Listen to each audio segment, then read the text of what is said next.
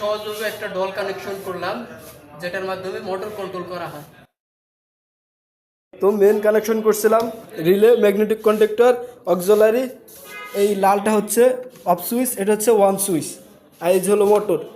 একটা কন্ট্রোল করলাম সম্পূর্ণভাবে। তো কেমনে কানেকশন করলাম এটা দেখাইতেছি।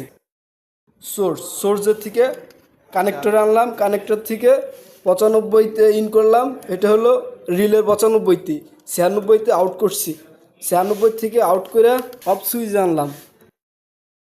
অফ সুইচ, এটা হলো off switch, Lal colour. Of সুইচের থেকে আউট করলাম, অফ সুইচতে আউট করে একটা নিয়েছি, শর্ট করে ওয়ান সুইচে দিছে, এটা হচ্ছে এই সবুজটা হচ্ছে ওয়ান সুইচ।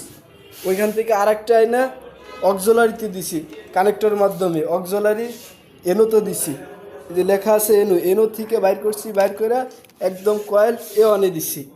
এটা হচ্ছে কয়েলের এ ওয়ান, এ টু আছে এই সাইডে। মোটরটা চালিয়ে দেখবো যে ঠিক আছে কিনা।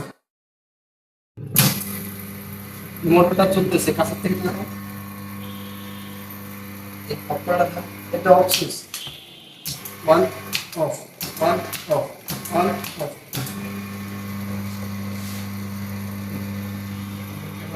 ওকে।